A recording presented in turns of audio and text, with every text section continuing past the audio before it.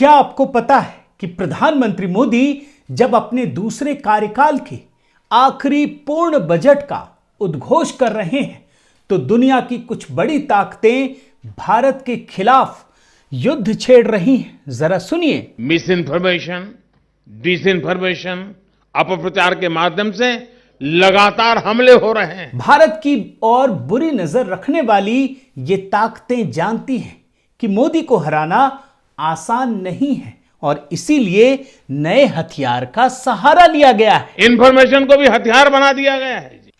सवाल यह है कि क्या हम प्रधानमंत्री मोदी के मंत्र को सही अर्थों में समझ पाए हैं? सुनिए तो। राष्ट्रयम जागरयम वयम, ये उद्घोष हमारे यहां जन जन तक पहुंचे, ये भी आवश्यक। और याद कीजिए, जब भारत के मुस्लिमों को भड़काना था तब अमेरिका के रिलीजियस फ्रीडम कमीशन ने मिस इन्फॉर्मेशन का सहारा लिया।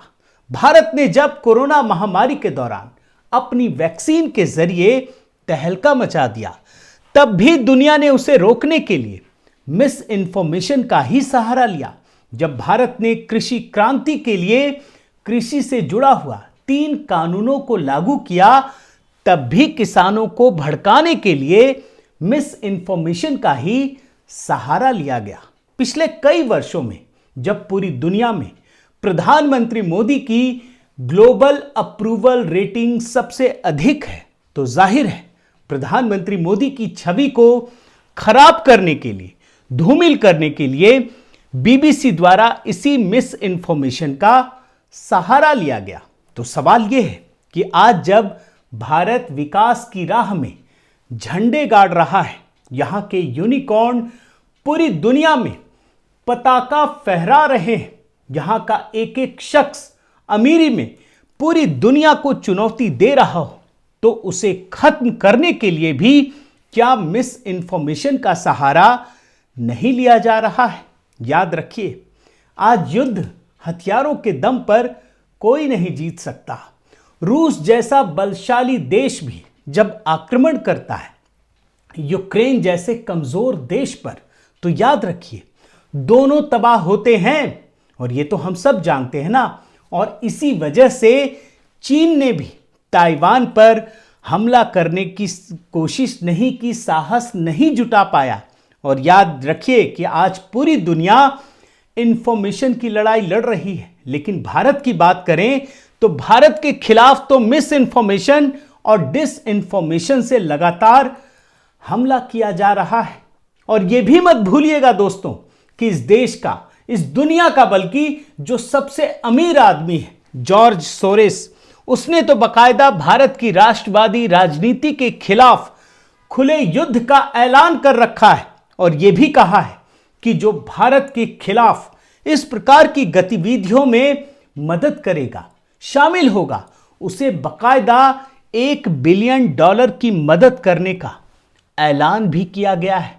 इन्हीं परिस्थितियों में आज के इस वीडियो में दोस्तों भारत की अर्थव्यवस्था के खिलाफ मिस इन्फॉर्मेशन की साजिश की पूरी कहानी बयान करूंगा। साथियों नमस्कार, मैं हरिश्चंद्र बर्णवाल। भारत में सैकड़ों दंगे हुए, चाहे वो 1984 का सिख दंगा हो या फिर कश्मीर में हिंदुओं का पलायन या फिर आप हाल की घटना ले लें तो दिल्ली दंगा। लेकिन क्या बीबीसी ने इनमें से किसी भी दंगों पर डॉक्यूमेंट्री बनाई?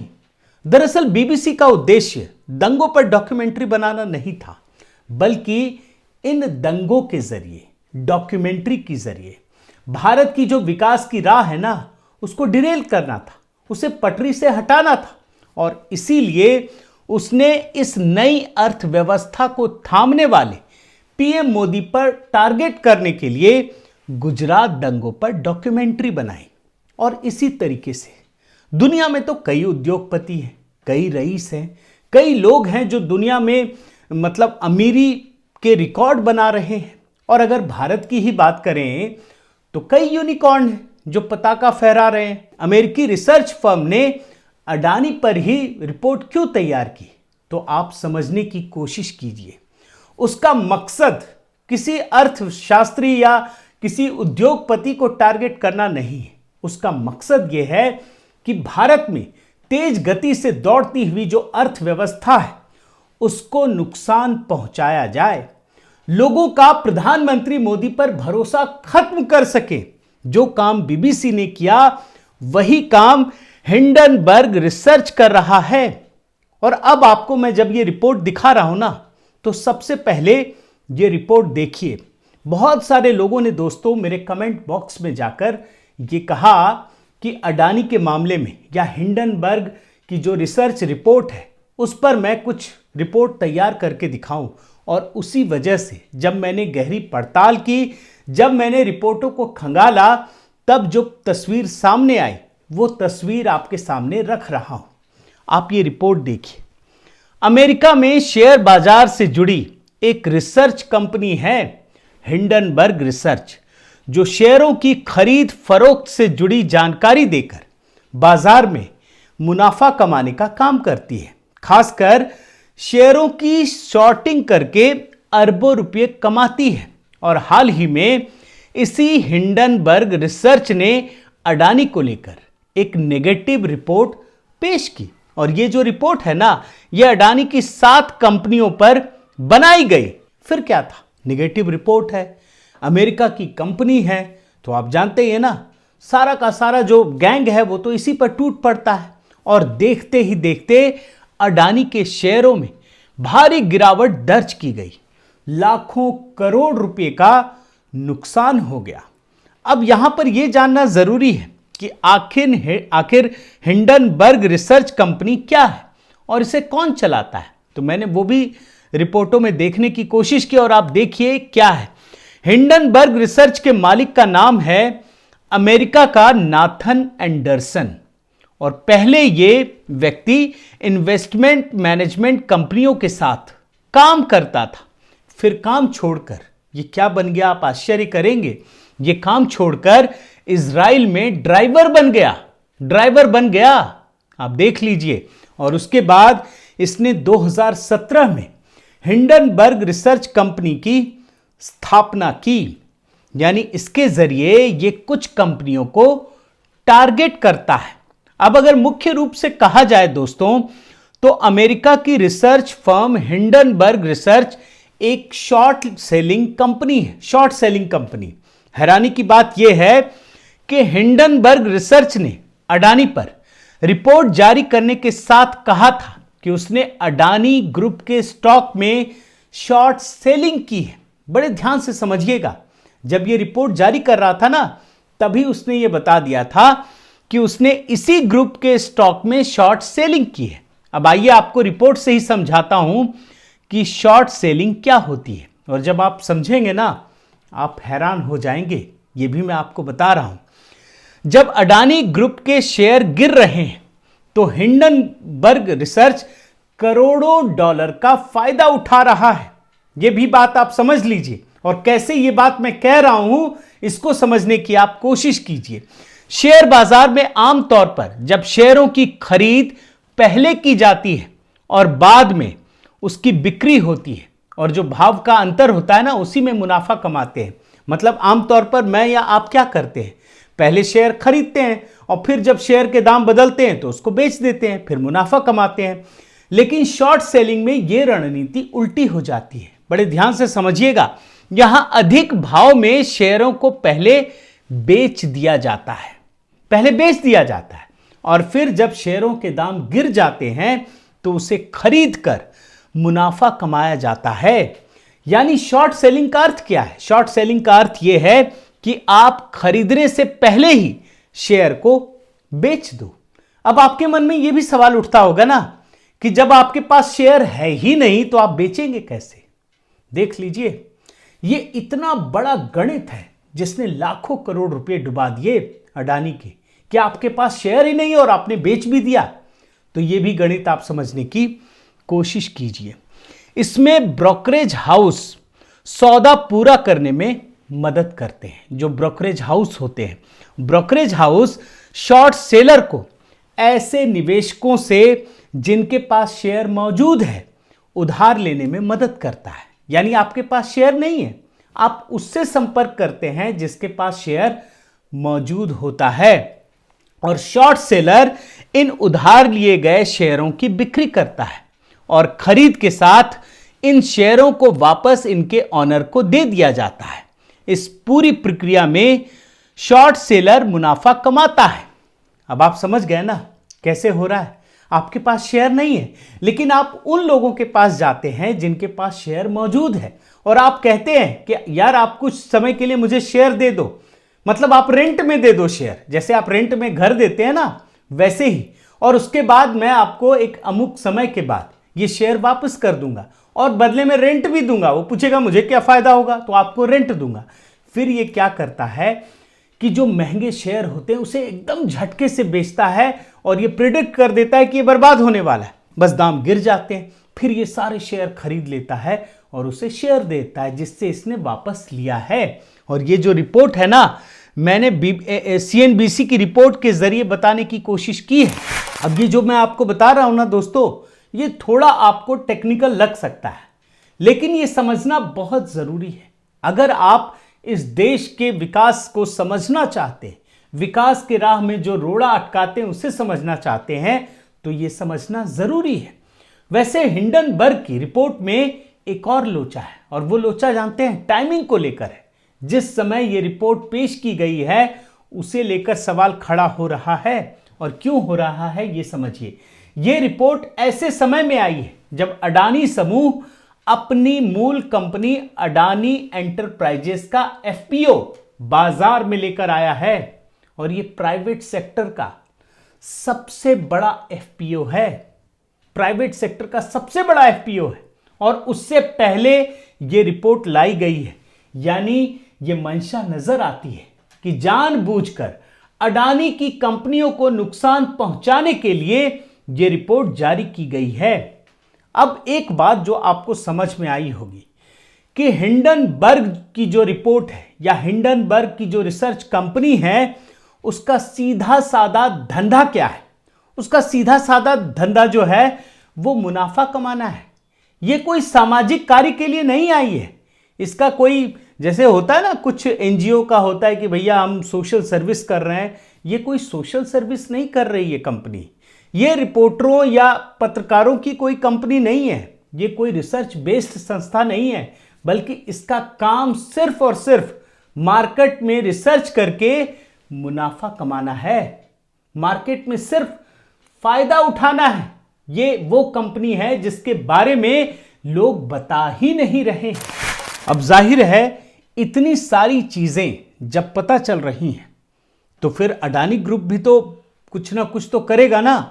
तो उसने भी बकायदा लंबा चौड़ा जवाब दिया है, एक एक पॉइंट का जवाब दिया है उसने। सैकड़ों पन्नों की रिपोर्ट है। और सिर्फ यही नहीं किया, अडानी ने कानूनी कार्रवाई की भी बात कही है। यानी एक तरफ, अब देखिए आगे की कड़ी को जोड़ने की कोशिश कीजिए कि एक तरफ जो ये अमेरिकी कंपनियां हैं, ये जो दलाल हैं, जो जिनका बेसिक मकसद भारत की विकास की गति को डिरेल करके खुद के लिए मुनाफा कमाना है, वो तो ये काम कर ही रहे हैं। वहीं दूसरी तरफ जो पूरा का पूरा लेफ्ट लिबरल गैंग है, वो इन्हीं रिपोर्टों के आधार पर भारत को बदनाम करने की कोशिश कर रहा है, प्रधानमंत्री मोदी को बदनाम करने की कोशिश कर रहा है। अब मैं आपको कुछ एग्जाम्पल देता हूं जो ये इकोसिस्टम कर रहा है। आप देखिए, अडानी ने जब NDTV को खरीदा, ने क्या लिखा, billionaire Modi ally on verge of taking over independent Indian news channel. देख रहे हैं ना कैसे मोदी जी से जोड़ दिया। ये है तरीका, सीधा नहीं कहते हैं ये बात। अरे भैया अडानी दुनिया का तीसरा सबसे अमीर आदमी है, आप ये नहीं कह सकते। लेकिन चूंकि देश को बदनाम करना है, प्रधानमंत्री मोदी को बदनाम करना है, तो इस तरीके से रिपोर्ट बनाते हैं। और जब ऑस्ट्रेलिया में आप आगे बढ़िए, कोयला की खदानें मिली, तो वॉशिंगटन पोस्ट ने क्या लिखा आप देखिए, how political will often favours a coal billionaire and his dirty fossil fuel. समझ रहे हैं ना कैसे ये चीजें आ रही हैं। और इतना ही नहीं, देश के अंदर जो लेफ्ट लिबरल इकोसिस्टम के मीडिया संस्थान हैं, उन्होंने 2024 के लिए उसी तरीके से एजेंडा सेट करना शुरू कर दिया है जैसे 2019 से पहले राफेल को लेकर किया गया था। आप भूले नहीं होंगे। अब देखिए अडानी के मामले में बड़े ध्यान से देखिएगा आप। कोलंबिया विश्वविद्यालय के प्रोफेसर एडम टूज बाहरी हैं प्रोफेसर, और वेबसाइट कौन सी है? दी वायर। इसके लिए आर्टिकल लिख रहे हैं और क्या लिखते हैं? सीधे साधे तरीके से यह हेडलाइन यही लिखा जा रहा है कि प्रधानमंत्री मोदी के जाने का समय आ गया है। अब आप समझिए किस तरह की रणनीति चल रही है, किस तरह की रणनीति पर काम चल रहा है, यह समझने की कोशिश कीजिए।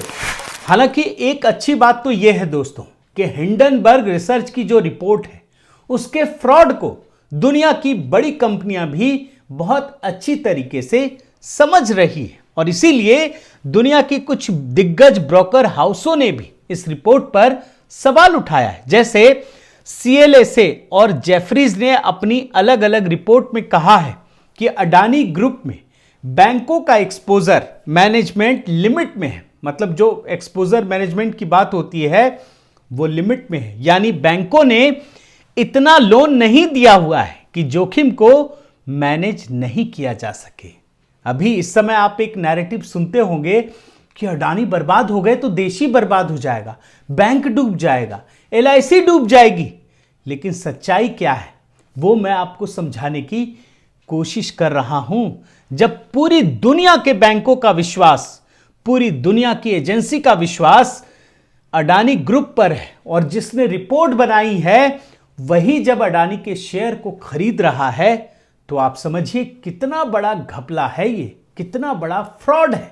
और इसीलिए LIC भी आज भी अडानी के शेयरों को खरीद रही है ताकि मुनाफा बना रहे।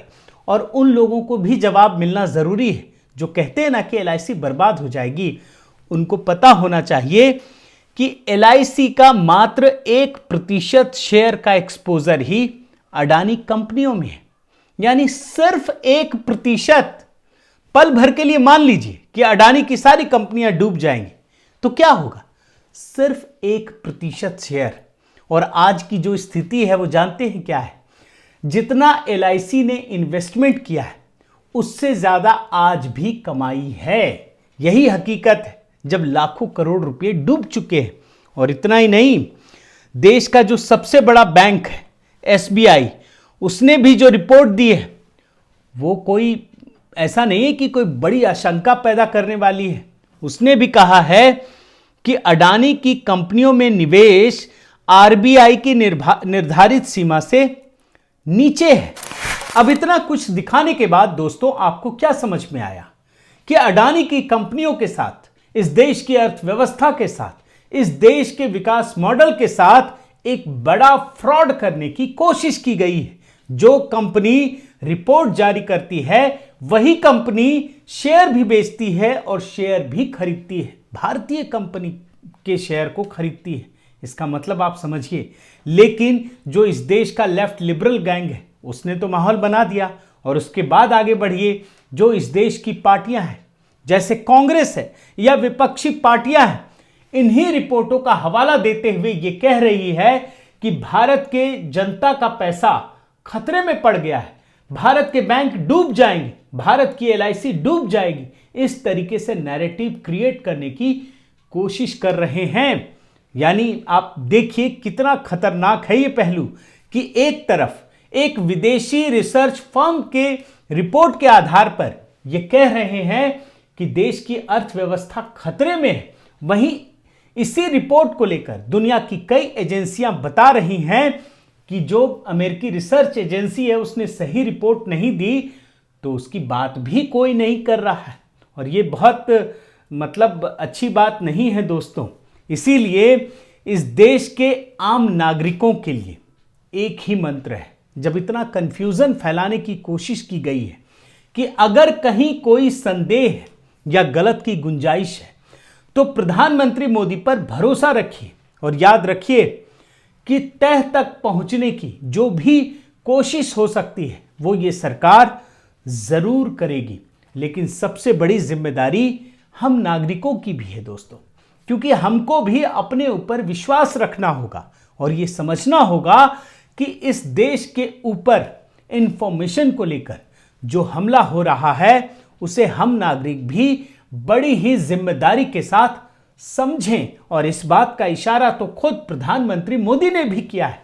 आप भूले नहीं होंगे इस बयान को, जरा सुनिए। खुद पर भरोसा रखते हुए भारत के हितों को हानि पहुंचाने वाली ताकतें चाहे देश में हो या फिर विदेश में, उनकी हर कोशिश को नाकाम करना है।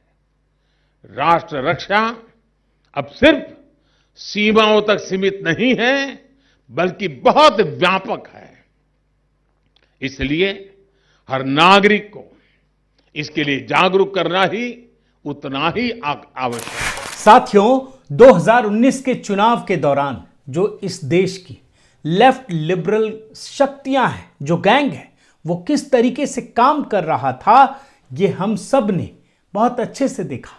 लेकिन 2024 के चुनाव से पहले इन शक्तियों को, जो पूरी अंतर्राष्ट्रीय बिरादरी है, जो भारत विरोधी है, जो लेफ्ट लिबरल अंतर्राष्ट्रीय गैंग है, वो भी पूरी मजबूती के साथ दे रहा है। और इसी की कड़ी है बीबीसी की डॉक्यूमेंट्री या हिंडनबर्ग रिसर्च की रिपोर्ट।